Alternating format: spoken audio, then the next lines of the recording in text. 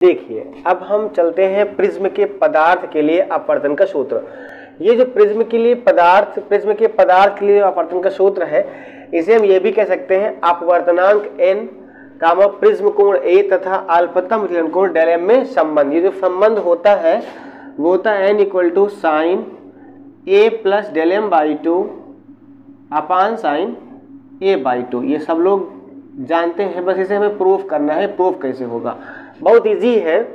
देखिए होता यह है कि प्रकाश किरण है किसी प्रिज्म पर पड़ती है, आपतित होती है तो आपतन कोण I1 पर आपतित होती है। फिर यहां से बिंदु P पर ये हम एक अभिलंब खींचते हैं, आपतित होती है सॉरी अपवर्तित होती है तो ये क्या हो जाती है R1।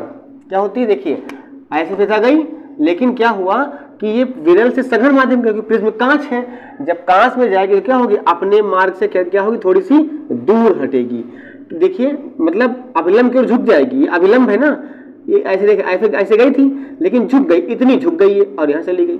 अब देखिए ये अभिलंब है और ये सीधा चली गई है कोण किरण, तो ये इतना कोण और ये पूरा कोण बराबर होंगे आपस में। और इतना अगर हम R1 ले लेते हैं तो देखिए इतना कोण कितना हो जाएगा, पूरा ये I1 होगा और I1 से ये अगर R1 हटा देते हैं, मतलब घटा देते हैं, सिर्फ इतना बचता है I1 माइनस R1।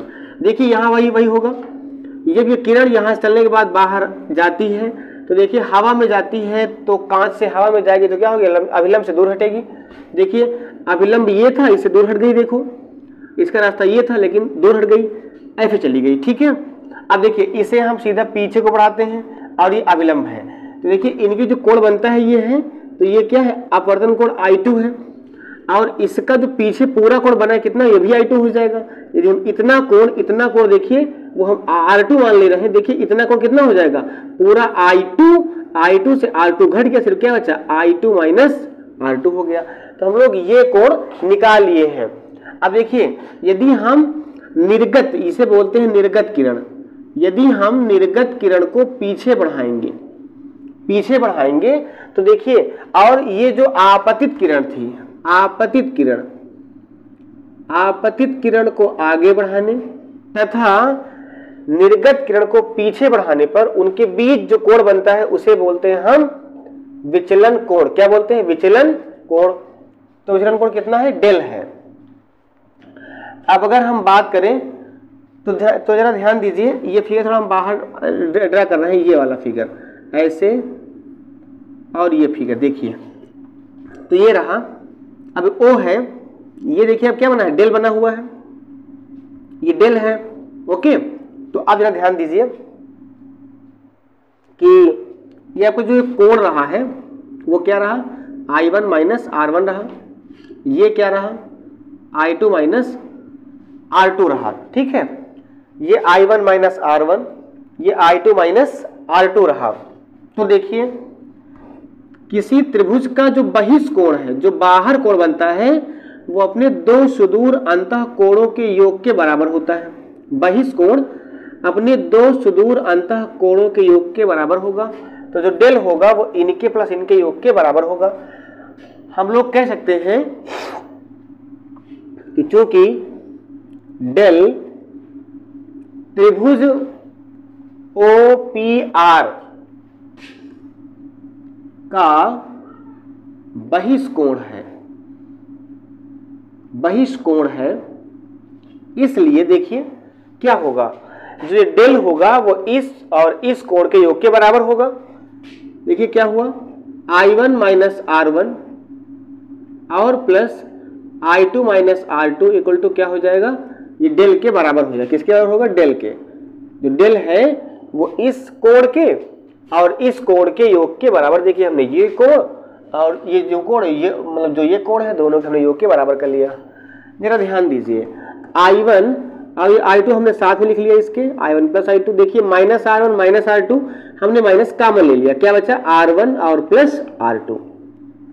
ये हमारा क्या हुआ, डेल M हुआ, डेल। इक्वेशन फर्स्ट हो गया। थोड़ा सा आप ध्यान दें, चतुर्भुज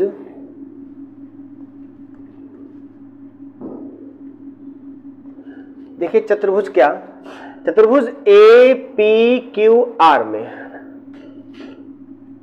ए पी क्यू आर में, ए पी क्यू आर में देखिए चतुर्भुज के चारों कोणों का योग कितना होता है, 360 होता है।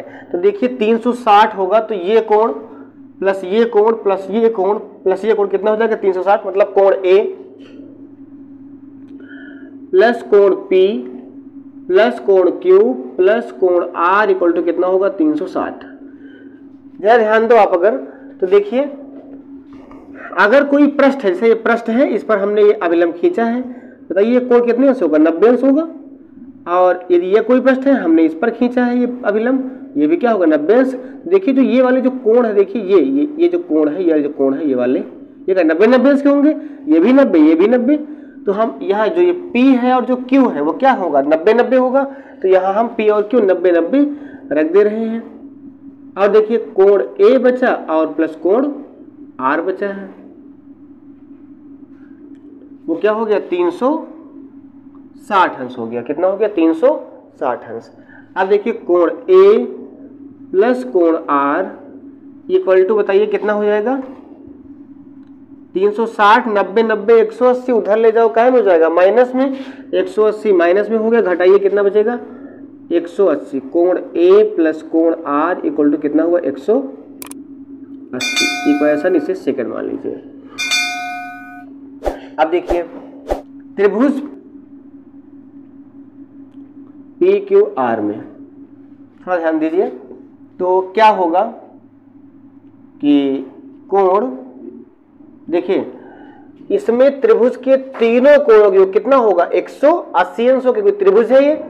तो कोण R1 प्लस कोण R2 प्लस कोण Q, देखिए कोण R1 प्लस कोण R2 प्लस कोण Q इक्वल टू कितना होगा 180 अंश हो जाएगा। ओके, अच्छा हमने Q के प्लेस पे, देखिए Q नहीं R के प्लेस पे 90 होगा, ठीक है, जहां R वहां 90 होगा, Q 90, देखिए कहां Q कहां 90 है, P और R 90 है, ठीक है, आपने गलत कर दिया। तो क्या होगा R जो है वो 90 रखेंगे और Q 90 नहीं होगा, तो Q यहीं पर रहेगा। तो यहाँ पर क्या Q बचेगा, ठीक है, तो यहाँ क्या बचेगा कोण Q बचेगा। अब देखिए ध्यान से, तो यहाँ क्या हो गया, ये तो हो गया। अब कोण R1 प्लस कोण R2 प्लस कोण Q इक्वल टू कितना 180 अंश। देखिए इक्वेशन इसे क्या मान लीजिए थर्ड मान लीजिए। तो देखिए इधर आ जाइए, समीकरण 2 व 3 से देखिए, 2 व 3 से देखिए ये वाले पक्ष बराबर हैं, तो ये पक्ष अपने आप क्या हो जाएंगे बराबर ही हो जाएंगे। इट मीन्स कोण A प्लस कोण Q इक्वल टू कोण R1 प्लस कोण R2 प्लस कोण Q, ठीक है। वे जिनके दाएं पक्ष बराबर उनके बाएं पक्ष बराबर हो जाते हैं अपने आप। देखिए ये बराबर, तो ये क्या हो जाएंगे बराबर हो जाएंगे। देखिए कोण Q यहाँ काट दीजिए, आ गया कोण A इक्वल टू कोण R1 प्लस कोण R2। ओके, देखिए अल्पतम विचलन की स्थिति में, जब अल्पतम विचलन होगा तो ध्यान दीजिए क्या होगा, जो I1 है वो I2 के बराबर हो जाएगा, इसे हम I कह देंगे, और जो R1 होगा वो बराबर हो जाएगा R2 के, और इसे हम R कह देंगे, तथा जो डेल है वो डेल M के बराबर हो जाएगा। ध्यान दीजिए, जो विचलन कोण है उसे हम कह सकते हैं अल्पतम विचलन कोण कह सकते हैं। तो ये हो जाएगा। अब हम ये वैल्यू पहले इसे पुट करते हैं यहाँ देखिए, इसे इक्वेशन आप 4 कर ही लीजिए, कोई दिक्कत नहीं है। अब देखिए तो A इक्वल टू देखिए कितना आ जाएगा, A इक्वल टू कितना आ जाएगा, इसे कोण एक ही चाहे खाली एक ही है, R1 का मान R, R2 का मान भी R, कितना आ जाएगा 2R। अब देखिए यहाँ 2 बटे में ले आइए, कितना है R का मान A/2 आ गया है, ये आ गया। और जरा देखिए अगर हम बात करें समीकरण किसमें, समीकरण 1 में आइए, समीकरण 1 में, समीकरण